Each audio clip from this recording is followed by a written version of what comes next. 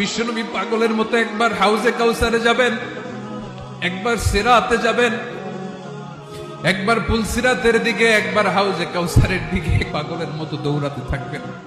তার কোন গুনাহগার উম্মত যাতে জাহান্নামে ঢুকে না যায়, সেদিন কেউ সুপারিশ করতে পারবে না বিশ্বনবী ছাড়া। এজন্য 5 নম্বর আল্লাহ বললেন, মান যাল্লাযী ইয়াশফাউ ইনদাহু ইল্লা বিইযনিহি।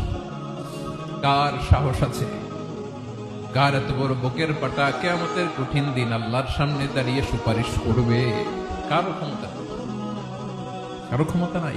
বিশ্বনবী সেদিন সিজদায় পড়ে উম্মতের জন্য কাঁদবেন, সবাই কাঁদবে, নফসি নফসি, আল্লাহ আমারে বাঁচাও, আল্লাহ আমারে বাঁচাও। বিশ্বনবী বলবেন, উম্মতি উম্মতি।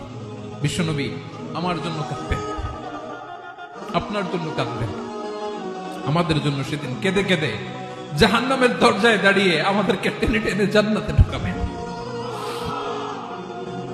এজন্য এই বিশ্বনবীর ভালোবাসা যেন আমাদের হৃদয়ে ভরপুর থাকে। আমার ভাইয়েরা, প্রতি শুক্রবার বিশ্বনবীর উপরে বেশি বেশি যেন আমরা দুরূদ পড়ি। আমরা যখন বিশ্বনবীর সালাম দেই, দুরূদ পড়ি,